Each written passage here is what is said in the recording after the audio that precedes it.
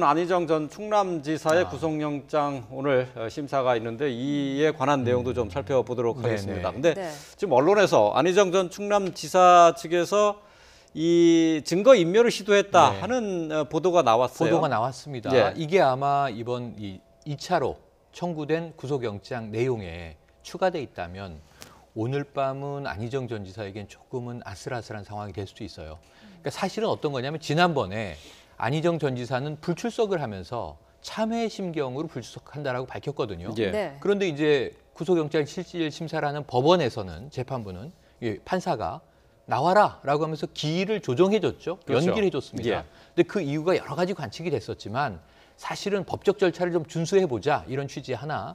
두 번째는 뭐냐면 이게 구속 사유가 인정된다 하더라도 형을 예견했을 때 이게 한 1년 내외로 집행유예가 될 가능성이 높은데 구속까지 시킬 것인가? 그러면 굳이 불구속을 좀 원칙으로 하고 흘러간다면 문제는 적어도 도주 우려는 없어야 되고요. 그래도 전 도지사인데 도주할까? 이거는 이제 국민들이 별로 의심 안 하는 것 같습니다. 사안의 중대성, 이건 지금 다툼을 하고 있는 거죠. 진실공방이 있는 거죠. 세 번째인데 증거인멸의 우려가 있느냐? 증거 다 검찰에서 확보한 거 아니냐? 이 확보된 증거 자료 가지고 이제 판결만 하면 되는 거 아니냐? 재판에서 다퉈보자. 그런데 문제는 이게 증거인멸 시도가 있었다라는 얘기가 나온 거고요. 이 미투가 터져 나오고 그리고 이제 검찰에서 수사가 들어가는 시점에 그러니까 이게 도지사의 비서지 않습니까? 피해자가. 그 비서가 쓰고 있었던 휴대폰인데 이것이 개인 소유의 휴대폰이 아니라 업무용 휴대폰이라는 거예요. 그렇다면 이제 도청 소유의 법인폰 같은 거일 텐데 이 내용이 삭제됐다는 겁니다. 그래서 그 정황이 이제 튀어나오면서 증거인멸 우려가 강하게 제기됐는데 오늘 구속영장 실질심사에서 증거인멸이 우려된다면 이 첫 번째와는 다르게 2차 청구에서는 구속될 가능성도 엿보이는 대목이어서 사실은 오늘 밤 이건 아마 자정 넘기지 않고 좀 그래도 이른 밤에 나오게 될 것 같은데요. 안희정 전 지사가 구속될 가능성은 1차 청구 때보다 높아졌다 이렇게 볼 수 있겠습니다. 김지은 씨의 입장은 이게 업무용 휴대전화이기 때문에 후임에게 넘겨주면서 이 업무 연속성을 고려해서 삭제하지 않았다라는 주장이고요. 안희정 전 지사 측에서는 정반대죠. 또 반대의 그런 이야기를 하고 있거든요. 그렇습니다. 결국 이 부분은 마치 대통령 기록물 관리법상 같이 어떤 정권이 끝났을 때 넘길 때 그 기록을 어떻게 하느냐 그 문제와도 관련되는 것입니다.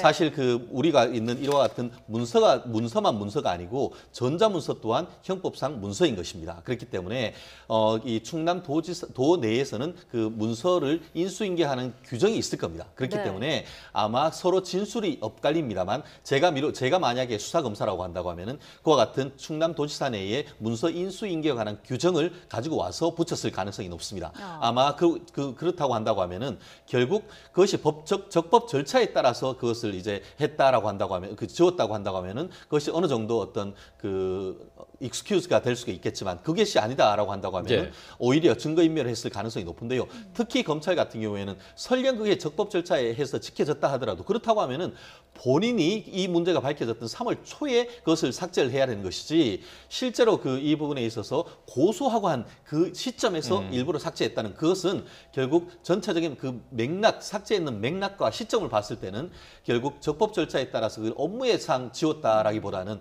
오히려 증거를 인멸하기 위해서 지웠다는 그런 인상이 강한 것이죠. 더불어서 지금 김지은 씨 피해자 같은 경우에는 나는 그것을 해서 업무의 연속상을 하기 위해서 사임을 하고 나오면서 후임에게 그대로 전달했다라는 것을 미뤄봤을 때 그러면 힘 있는 사람은 다 지워도 되고 아랫 사람은 그냥 다 전달해야 되느냐 그런 의미가 있기 때문에 결국 최종적인 판단은 법원에서 할 것입니다만 전체적인 어떤 맥락에서 봤을 때는 어떤 외부에 나가지 않아야 할 그런 뭐 비밀스러운 것을 지키기 위한 것이건 아니면은 범죄 사실에 대한 것을 지우기 위한 것인 간에 전체적으로 별로 좋지 않은 인상을 준 것은 틀림없는 것 같습니다.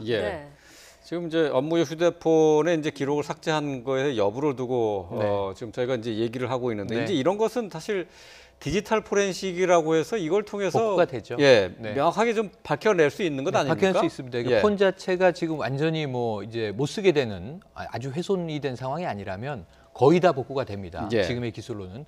그러니까 첫 번째는 이게 타이밍, 삭제한 타이밍이 의구심을 자아내요. 그러니까 사실은 이게 매뉴얼상 다 삭제하고 전달하는 것이다. 근데 제 생각에는 일반 회사의 상식을 생각해 보면 어렵지가 않아요. 예. 사적인 내용을 주고받으면 삭제하는 거고 공적인 내용이 남아있는 건 그대로 남기고 주는 거예요.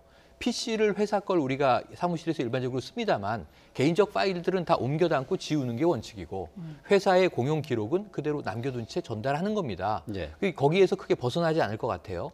그런데 문제는 미묘한 타이밍에 거기에 지워야 할 것들이 남아있었다 하더라도 범죄 혐의가 작동하기 시작한 시점부터는 그거는 만지면 안 되는 거예요. 예. 증거물이 예. 될 수 있기 그렇죠. 때문에.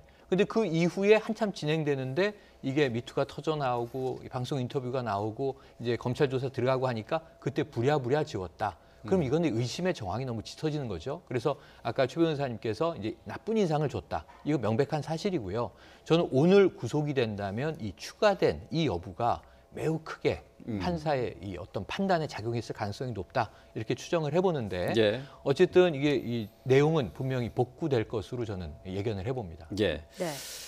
예, 아까 이제 말씀하시면서 최영일 평론가께서 이제 집행유예 가능성에 대해서 잠깐 얘기를 하셨어요. 개인적인 예, 견해입니다. 개인적인 네. 견해인데 통계적으로 봤을 때. 예, 지금 이제 영장 청구에 이제 혐의가 이제 3가지로 돼 있단 말이죠. 네. 피감독자, 간음을 그렇죠. 포함해서 이제 강제 성추행 같은 게 있는데, 자, 뭐 지금 조금 이릅니다만은 집행유예 가능성이 있습니까? 지금 뭐 너무 그 섣부른 예. 지금 판단인 것 같은데요. 더 중요한 것은 지금 그 구속영장이 발부되느냐 문제가 아니겠습니까? 예, 물론 그렇죠. 해서 이제 앞으로 이제 지금 특히 안전지사 같은 경우에 혐의 자체를 부인하고 있습니다. 그렇기 때문에 이 부분은 만약에 구속영장이 발부가 된다라고 한다고 하면은 되고 또 피해자와 합의가 안 될 경우에는 예. 오히려 실형이 나올 가능성도 없지 않습니다. 다만 말씀드렸듯이 구속영장이 기각된 상태에서 이 장기간 어떤 법정 공방이 이루어질 경우에는 최종적으로 경우에 따라서 무죄 낼 가능성도 없지는 않습니다. 다만 말씀드린 것처럼 무죄 가능성도 있다. 예, 그렇죠. 그렇습니다. 왜냐하면 실질적으로 지금 업무상 위력 내지는 피감독 분야에 대한 간음 같은 경우에는 입증이 쉽지 않기 때문에 그래서 지난번 같은 경우에도 실질 심사를 거쳐서 영장을 기각시킬 때도 피의자에 대한 어떤 방어권을 보장할 필요성이 있다라고 했는데요. 예. 법조인으로서 현실적으로 제가 봤을 때는 유죄 가능성이 조금 더 높은 것은 사실입니다. 그렇지만 여전히 안전지사가 강력하게 무죄를 주장하고 있기 때문에 그와 같은 유무죄에 대한 실체적 판단, 그것은 법정에서 가려질 수밖에 없다. 저는 그렇게 평가를 합니다. 알겠습니다. 예, 자, 우선 뭐 당장은 뭐 구속영장이 청구를 했는데 이게 이제 영장이 발부가 될 것이냐 여부가 될 텐데 오늘 밤 늦게 결론이 날 것으로 보입니다. 자, 관련 내용들 함께 살펴봤습니다. 최영일 시사평론가 또 최진영 변호사 함께했습니다. 고맙습니다. 고맙습니다. 고맙습니다.